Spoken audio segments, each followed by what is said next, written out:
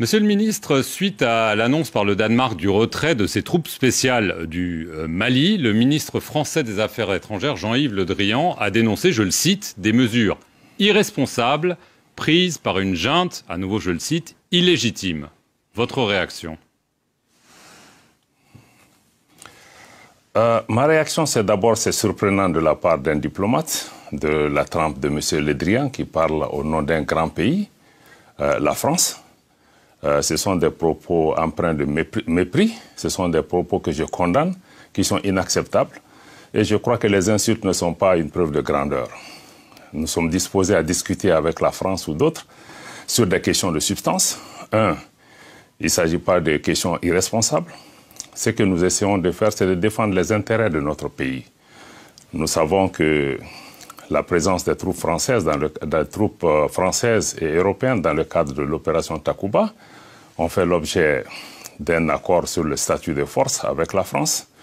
Et la France, même sa présence, est gouvernée par un traité de défense qui nous lie avec la France. Et ensuite, un protocole a été conclu en mars 2020 qui permet d'inviter d'autres partenaires européens en dehors de la France ou non européens à se joindre à la force Takuba.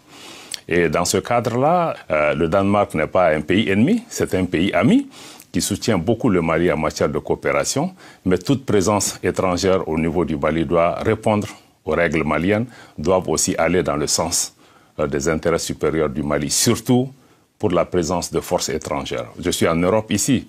J'imagine que si je n'ai pas de visa, je ne peux pas entrer en Europe. Je crois que nous devons tous nous respecter et respecter ça. Il est bon que M. Le Drian comprenne que ce ne sont pas les insultes qui règlent le problème entre nations, que ce que nous attendons de la France, grande nation, qu'elle puisse avoir une attitude constructive, moins agressive, moins hostile et moins empreinte de mépris vis-à-vis des autorités maliennes qui incarnent aujourd'hui la souveraineté de notre pays. Alors, on va revenir sur Takuba, mais tout d'abord sur Paris. Vous parlez de mépris, vous parlez d'insultes. Alors, une question simple, enfin plusieurs questions simples. Est-ce que vous allez exiger des excuses de Paris? Est-ce que vous songez, par exemple, à prendre des mesures telles que le rappel de votre ambassadeur en France ou convoquer l'ambassadeur de France à Bamako?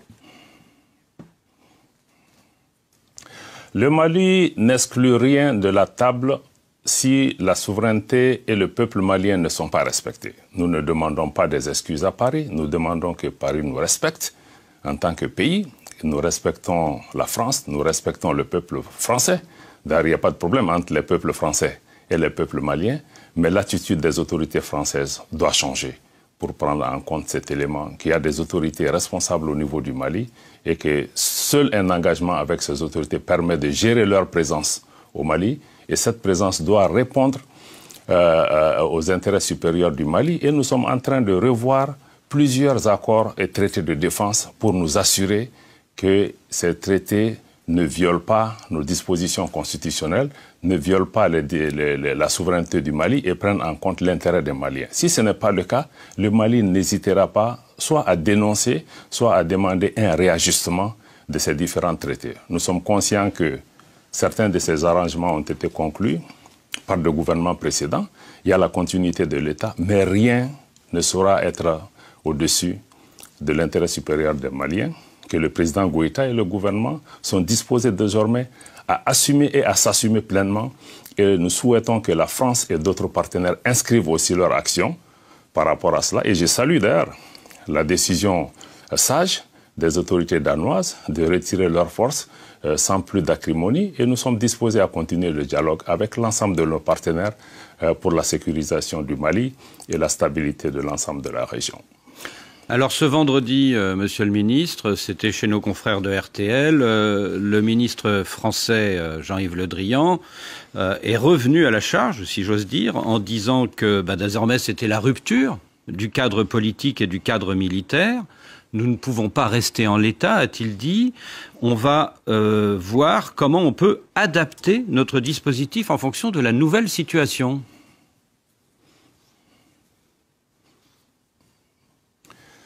Je crois que M. Le Drian doit comprendre que l'engagement avec le Mali ne doit pas se faire à travers les médias. Et que si ce type de questions sont en discussion, nous sommes tous des diplomates, il y a des canaux pour pouvoir discuter de ces questions. Le Mali non plus n'exclut rien par rapport à ces questions si ça ne prend pas en compte nos intérêts. Donc les menaces, les invectives, les insultes doivent cesser pour donner la place à un engagement réaliste, un engagement constructif entre responsables pour pouvoir voir ensemble comment surmonter ces difficultés, comment surtout faire face aux défis que nous avons qui sont des défis sécuritaires. Donc, pour l'instant, vous ne vous parlez pas entre vous deux, ministres des Affaires étrangères du Mali et de la France? Les ponts sont coupés pour l'instant? Le Mali est et reste toujours ouvert au dialogue. Vieille nation de tolérance et de dialogue, nous maintenons cette posture. La dernière fois que j'ai rencontré M. Le Drian, c'était à New York. On a eu un entretien franc et direct. Et nous restons toujours ouverts. Je m'entretiens régulièrement avec d'autres autorités françaises. Malheureusement, M. Le Drian ou d'autres responsables français, on les entend plus sur les médias parlant du Mali. Et que d'avoir vraiment un engagement constructif au lieu de soulever le monde entier aujourd'hui contre le Mali. Je le rappelle, cette attitude agressive ou hostile à l'endroit du Mali n'a rien à voir avec les raisons qui sont mises en avant liées au respect de la démocratie, au respect des droits de l'homme, à des coups d'État. Non, le Mali est puni parce que les choix politiques des autorités du Mali ne conviennent pas à certains. Et je crois que nous devons pouvoir sortir de ça parce que même les coups d'État dont on parle, la France applaudit des coups d'État quand ça va dans le sens de ses intérêts, elle condamne quand ça va dans le sens contraire de ses intérêts. Non, cette politique des 2 poids 2 mesures aussi doit cesser. Vous pensez au Tchad?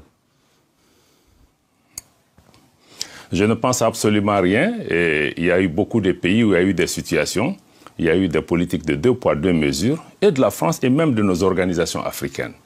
Et je crois que ceci ne va pas dans le sens de pouvoir répondre aux attentes aujourd'hui des peuples africains et des peuples maliens. Je crois que la France et les autorités françaises, comme les autorités européennes, je crois qu'ils doivent davantage écouter ce qui se passe sur le continent.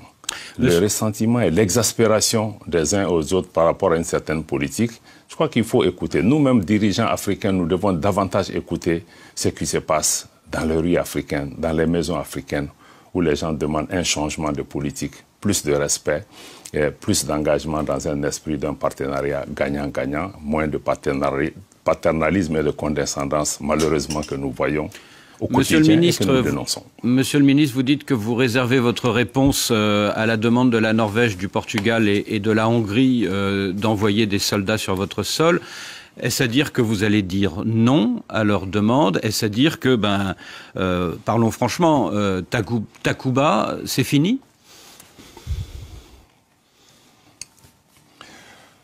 Ce que nous pouvons dire, nous ne disons pas non. Le Mali apprécie les contributions de l'ensemble des partenaires pour la sécurisation de la région.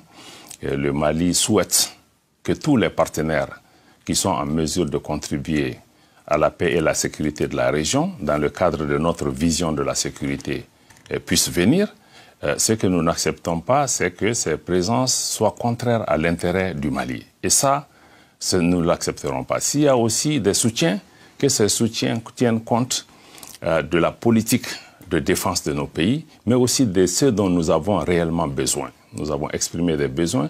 Si des partenariats ne s'inscrivent pas dans ce cadre, je pense que nous n'hésiterons pas à dire non. Nous avons des dialogues avec chacun de ces partenaires.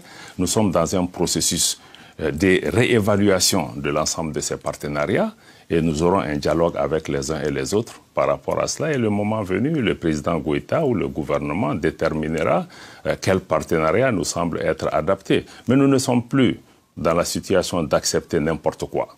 Et s'il y a des solutions qui nous sont amenées, qui ne répondent pas à nos attentes, qui ne nous aident pas à répondre, parce que le problème que nous avons, c'est les défis sécuritaires que nous avons sont énormes, les populations sont exaspérées, 8 ans, nous travaillons ensemble, il n'y a pas de résultats. Aujourd'hui, des résultats sont demandés au gouvernement malien, sont demandés à l'ensemble de nos partenaires et nous souhaitons que ces appuis-là puissent aussi être revus pour pouvoir répondre à ces... Nous voulons de l'efficacité, nous voulons des résultats. Je crois que nous sommes ouverts à l'ensemble de nos partenaires, qu'ils soient de la Russie, de la Chine, des États-Unis ou de l'Occident. Le Mali n'a absolument aucune préférence. Notre position est une politique de non-alignement. Nous voulons travailler avec l'ensemble de nos partenaires. Ce que le Mali n'acceptera pas, c'est qu'un pays vienne nous dire que vous pouvez travailler avec tel pays, vous ne pouvez pas travailler avec tel pays. Nous voulons du respect. Nous voulons qu'on comprenne que le Mali, les Maliens, les Africains ont l'intelligence nécessaire de savoir ce qui est bien pour eux, ce qui n'est pas bien, naturellement. Nous sommes ouverts aux conseils qui viennent de nos amis, mais des conseils qui sont donnés pas dans un esprit de paternalisme, mais surtout dans un esprit de respect mutuel. Monsieur le ministre, concrètement, vous avez demandé il y a peu de temps la révision de l'accord de défense avec Paris. Est-ce que vous avez reçu une réponse? Et si cette réponse n'est pas satisfaisante, est-ce que vous êtes prêt, donc, comme vous semblez l'indiquer, à dénoncer cet accord de défense avec la France? Absolument. Nous sommes absolument très clairs dessus. Nous avons demandé, dans un cadre diplomatique, nous avons soumis un protocole amendé avec l'ensemble de nos amendements, que vous me permettrez de ne pas détailler ici, parce que les dispositions de l'actuel traité en matière de défense, certaines dispositions sont contraires à la Constitution et à la souveraineté du Mali. Nous avons décidé à les revoir. Nous attendons une réponse rapide de Paris. À défaut de réponse, assurez-vous que le Mali s'assumera par rapport à cela. Est-ce que donc le Mali songe à demander le départ des soldats français de son sol? Cette question n'est pas pour le moment sur la table. Mais elle le sera, visiblement, puisque, vu la situation et vu votre ton et les rapports avec Paris qui se tendent, c'est quand même une possibilité que vous disiez, en effet, ça ne marche pas depuis des années, les soldats français ne font pas le job, entre guillemets, il faut qu'ils partent. Ce qui est sûr, c'est que pour le Mali, si une présence à un moment donné est jugée contraire aux intérêts du Mali, nous n'hésiterons pas à nous assumer. Mais nous n'en sommes pas là. Nous sommes dans le cadre d'un partenariat. Nous avons besoin de l'ensemble de nos partenaires pour autant que ces partenaires inscrivent leur action dans le cadre de notre vision, dans le cadre de notre demande. Mais aucune présence ne saurait être imposée au Mali et au peuple malien si ça va dans le sens contraire de ce que nous souhaitons. Ici, cette présence n'est pas constructive et si on ne sort pas de cette attitude d'agressivité et d'hostilité vis-à-vis du Mali et de ses populations, ce n'est pas ça le partenariat. Qu'est-ce que vous répondez à Jean-Yves Le Drian qui dit qu'il faut rester digne au regard des 53 soldats français tombés au Mali? Je demanderai à M. Le Drian de rester digne aussi parce que avant, nous reconnaissons les sacrifices des soldats français. L'intervention française qui a été décidée au Mali a été faite dans un bon état d'esprit d'aider notre pays. Nous apprécions cela. Nous apprécions tous les concours qui ont été faits dans ce cadre-là. Mais aussi, on doit comprendre qu'avant que la France ne vole le secours du Mali, le Mali et les Africains aussi sont venus mourir ici en Europe pour la libération et la liberté de ces pays. Donc nous avons tous des dettes de sang les uns envers les autres. Mais essayons de dépasser cela et de bâtir des cadres qui nous permettent vraiment de répondre aux solutions et pas à travers des dictats, des menaces, des invectives. Je crois que ça se fera seulement dans le cadre de nos intérêts mutuels, dans le cadre du respect dû à chacun, mais qu'on arrête cette mobilisation, toutes ces campagnes de dénigrement contre les autorités maliennes. Et nous ne sommes pas impressionnés par cela. Monsieur le ministre, vous nous avez parlé de la Russie parmi les partenaires du Mali. Or, il y a quelques jours, le général américain Stephen Townsend, qui commande AFRICOM, a affirmé le groupe Wagner, c'est-à-dire les paramilitaires et mercenaires russes. Le groupe Wagner est au Mali. Ils sont plusieurs centaines. Le monde entier le voit et cela nous préoccupe. Est-ce que vous confirmez ? Encore une fois, je ne suis pas plus impressionné. Vous savez, c'est la même Amérique, notamment à travers le général Colin Powell, qui, au Conseil de sécurité des Nations Unies, a montré des photos satellitaires et des preuves au monde entier qui nous ont tous convaincus que l'Irak dépose d'armes de destruction massive. La suite de l'histoire, vous la connaissez, elle était totalement fausse. Donc ce sont des mensonges. Une guerre injuste a été menée à ce pays à cause de... Absolument. Et pourtant, le commandant américain d'Africom ajoute que Wagner bénéficie du soutien d'avions de l'armée russe pour son déploiement. Ce que je peux vous dire et que nous avons dit de façon constante, le gouvernement du Mali a fait un communiqué absolument très clair sur la question. La coopération avec la Russie est une coopération historique. Le Mali, depuis son indépendance, a été fortement soutenu par l'ex-URSS, plus tard par la Russie.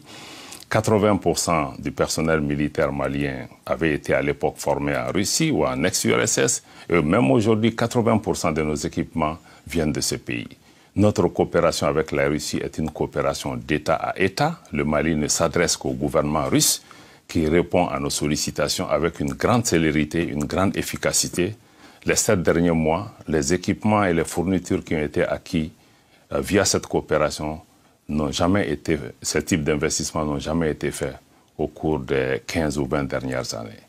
Vous savez, nous aimons bien la coopération avec nos amis occidentaux, mais ils doivent comprendre que nous sommes dans une situation de guerre contre le terrorisme. Nous cherchons des solutions. Et nous irons partout où nous pouvons trouver ces solutions, si c'est à Paris, si c'est à Bruxelles, si c'est à Washington ou bien si c'est à Moscou.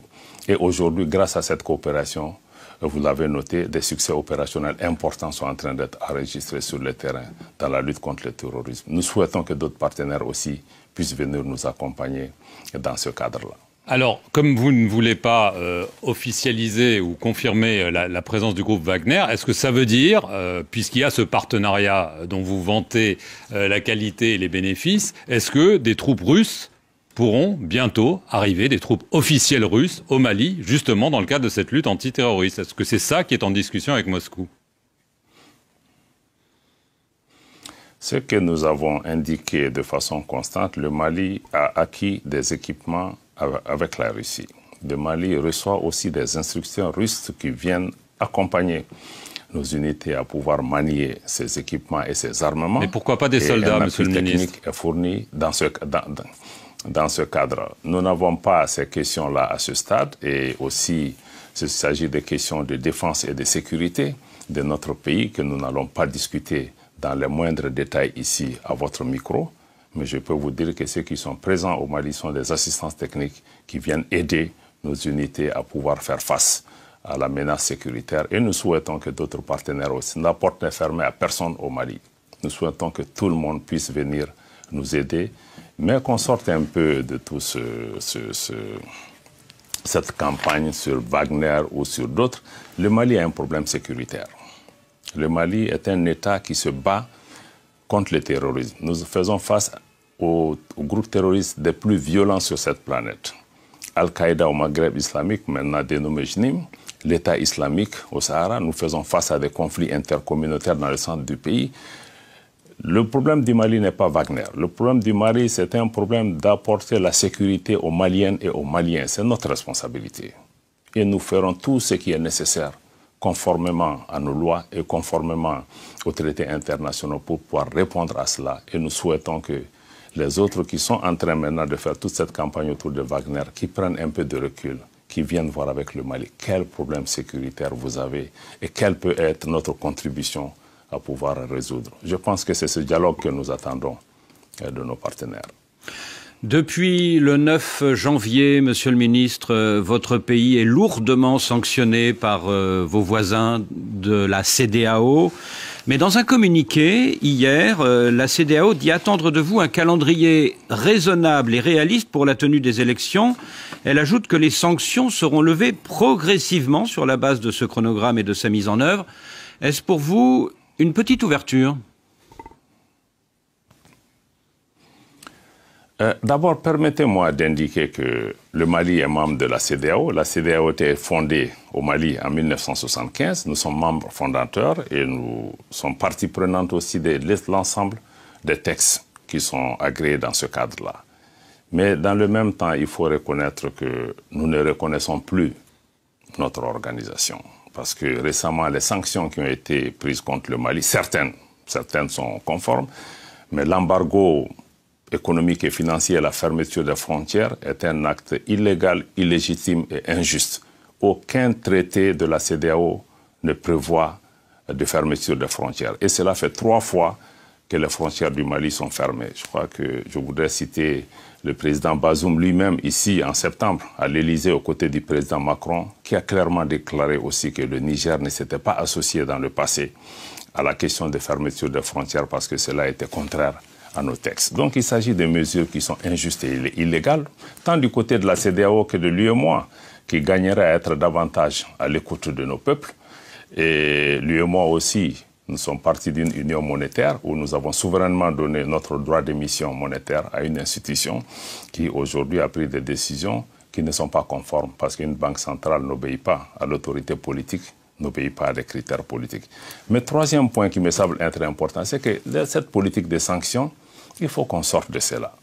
Le Mali, ce dont nous avons besoin, c'est l'accompagnement, c'est l'écoute, c'est le dialogue, c'est la compréhension. Aujourd'hui, si les sanctions contre le Mali, qui sont les actions au-delà de la normale, étaient efficaces, il ne se serait pas passé ce qui est en train de se passer au Burkina. Donc revenons maintenant dans le cadre du dialogue. Le président Goïta l'a indiqué au Mali après la prise des sanctions. Nous l'avons indiqué aux Assises nationales de la refondation et nous l'avons indiqué dans la lettre que le président Goïta a adressée le 7 janvier au président en exercice de la CEDEAO, que notre pays est ouvert au dialogue et nous avons même invité la CEDEAO à déployer une équipe technique pour évaluer ensemble le chronogramme qui a été soumis pour arriver à un compromis. Et plus récemment, il y a beaucoup d'interactions avec l'Algérie, avec l'Union africaine, avec beaucoup d'autres voisins pour pouvoir trouver la solution. Nous sommes dans cette dynamique et nous espérons que ces différentes démarches nous permettront d'arriver à un chronogramme qui soit consensuel, mais qui doit prendre en compte les aspirations des Maliens. Et nous sommes prêts au dialogue, mais nous n'allons pas braver les intérêts de notre pays par rapport à cela. C'est ce que je pouvais dire en ce qui concerne cela. Et nous allons continuer à œuvrer ensemble pour pouvoir trouver une solution. Bon, les sanctions sont ce qu'elles ont leurs limitations aussi, mais le Mali demeure attaché à un retour à l'ordre constitutionnel qui n'est pas remis en cause. Certes, les délais n'ont pas été rencontrés, mais le retour à l'ordre constitutionnel demeure un engagement solide du Mali pour aller de l'avant. Ce que nous souhaitons, c'est que nos frères et sœurs de la région puissent prendre le temps nécessaire de nous comprendre, de nous écouter comme nous devons aussi les écouter, de mieux apprécier la complexité de la situation au Mali, un pays en guerre, comme je l'ai indiqué, pays lui-même qui est victime du terrorisme. Parce que je le rappelle encore une fois, le Mali est tombé suite à l'intervention occidentale en Libye. Parce que tout le monde accuse le Mali d'être l'épicentre de l'instabilité. Non, le Mali est victime. Et le Mali cherche à se défendre. Le Mali a besoin de tous pour qu'on puisse travailler. Le Mali, ce n'est pas une question seulement d'élection. L'élection est indispensable pour tout processus démocratique. Mais ce que nous disons, il y a quelques préalables qu'il faut regarder. Il y a des réformes politiques et institutionnelles qui sont nécessaires pour assurer une gouvernance vertueuse. Et il y a des conditions à réunir pour avoir un niveau de sécurisation minimal pour la tenue d'élections, parce qu'il y a beaucoup de localités aujourd'hui au Mali où il est impossible d'organiser des élections. Je rappelle qu'il y a quelques mois, le chef de file de l'opposition, le regretté Soumaïla Cissé, avait été enlevé lors d'une campagne électorale. Donc nous sommes dans une situation sécuritaire extrêmement complexe. Nous voudrons que les partenaires et nos amis viennent avec nous, regarder cette situation et voir ce qui est possible dans un délai raisonnable pour que nous puissions revenir. Je rappelle que la démocratie est d'abord dans l'intérêt des Maliens. Monsieur le ministre, personne ne peut ou n'aime le Mali mieux que les Maliens eux-mêmes. Monsieur le ministre, on comprend qu'il y a en effet un dialogue sur ce fameux chronogramme. Vous aviez proposé initialement 5 ans, puis 4 ans. Le président algérien, vous avez parlé de l'Algérie, Abdelmajid Tebboune, lui propose une transition qui dure 16 mois au maximum. Est-ce que pour vous, ça c'est une option viable, c'est un compromis possible, de façon très concrète ? Pour nous, toutes les options restent sur la table. Y compris celle-là. La durée est une donnée importante, mais il ne faut pas faire de fétichisme. Ce qui nous semble important, c'est de regarder dans le chronogramme que nous avons soumis, de regarder qu'est-ce qui est prévu comme activité, comme réforme, et nous sommes disposés à regarder avec nos amis et partenaires pour pouvoir évaluer est-ce que le temps que nous avons demandé est le temps dont nous avons besoin? Est-ce qu'il y a d'autres alternatives pour nous pour aller à un compromis? Pour nous, le plus important, c'est de regarder, il y a quelques réformes clés aujourd'hui, comme la mise en place d'un organe unique chargé, un organe unique indépendant chargé de l'organisation d'élections transparentes et crédibles, ou comme l'écriture d'une nouvelle constitution, qui sont des données aujourd'hui indispensables, parce que si elles ne sont pas faites aujourd'hui, elles ne se feront jamais. Et dans ce cadre-là, je pense que nous restons ouverts pour pouvoir convenir de la période la plus appropriée et qui prenne en compte l'intérêt supérieur du Mali. Mais 16 mois, c'est possible. Qui prenne en compte les exigences. Je dis que toutes les options, nous sommes ouverts à examiner tout ça. Je ne peux pas, à votre micro, répondre à cette question. C'est l'objet des consultations qui sont en cours. Nous ne nous focalisons pas sur une durée de 16 mois, 2 ans ou 3 ans à ce stade, mais nous voulons qu'on regarde ensemble qu'est-ce qui est prévu, qui est important pour le Mali, qui est important pour le peuple malien, qui est sorti, qui a montré qu'aujourd'hui, on ne peut pas faire juste des élections et tourner le dos. Si on est d'accord sur ça, nous sommes ouverts. Si le temps que le Mali propose est trop long, si des partenaires dans la discussion arrivent à nous convaincre d'une durée moindre, il faut qu'on regarde quels pas les partenaires doivent faire pour aider le Mali à pouvoir faire les choses dans une durée relativement plus courte que ce qui a été demandé. Donc je crois que nous sommes ouverts, l'ensemble de ces données sont sur la table. Bon, nous n'allons pas par médias interposés répondre à tel. Nous saluons l'effort de l'Algérie au niveau du Conseil de paix et sécurité. C'est un pays voisin. Nous remercions pour la solidarité exprimé au Mali en refusant de se joindre à des décisions injustes pour fermer les frontières. Mais nous continuons le dialogue et nous souhaitons que l'Algérie reste fortement impliquée dans le cadre de tout mécanisme qui sera mis en place pour pouvoir trouver un compromis.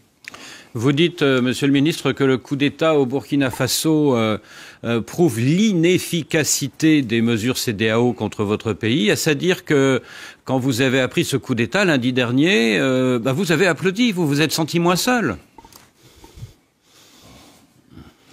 Nous n'avons pas applaudi. Vous savez, toute rupture de l'ordre constitutionnel n'est pas normale. Et c'est des situations qui rappellent aussi, qui d'abord créent de l'inquiétude et de l'incertitude par rapport à l'avenir de ces pays. Mais en même temps, il faut comprendre que les coups d'État eux-mêmes viennent souvent des problèmes de gouvernance qui n'ont pas été traités ou qui n'ont pas été bien traités. Dans le cas particulier du Burkina, comme dans celui du Mali, qui est aussi emblématique de la situation de l'ensemble du Sahel, le traitement des questions sécuritaires et les réponses qui ont été apportées sont aujourd'hui des questions qui préoccupent nos populations. Nos populations sont exaspérées par cette insécurité qui ne fait que grandir et demandent des résultats au pouvoir politique, demandent des résultats aux militaires. Je ne suis pas fondé de donner une appréciation sur ce qui se passe au Burkina. Je fais confiance au génie du peuple burkinabé pour pouvoir apporter des réponses.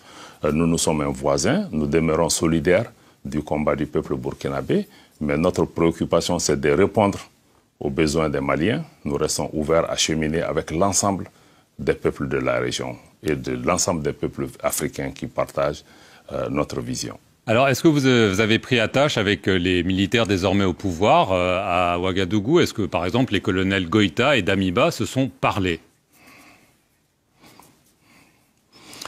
Personnellement, je n'ai pas d'informations à ce niveau, mais le Mali parle à tout le monde. Nous parlons à tous nos frères, quelles que soient les conditions dans lesquelles ils se trouvent, parce que nous partageons les mêmes frontières, nous avons des destins communs. Et nous pensons que seulement c'est dans le dialogue et la concertation que nous pouvons trouver des solutions. Loin de nous toute idée de donner des leçons à qui que ce soit. Et d'un mot, Monsieur le Ministre, il nous reste quelques secondes. Pensez-vous qu'après ce troisième coup d'État dans un pays de la CEDEAO, eh bien celle-ci, cette CEDEAO, va devoir changer d'attitude à votre égard? Nous l'espérons. Nous l'espérons, parce que c'est ce que nous essayons d'expliquer. Nos organisations, la CEDEAO ou l'Union africaine, ils doivent changer de logiciel de notre point de vue, qu'on doit sortir un peu de ces manuels, de ces playbooks qui disent un peu quand il y a un coup d'État, bon, on sort, on condamne, on fait un sommet extraordinaire, on donne 5, 6, 7 mois. Les situations sont différentes, les problèmes sont différents.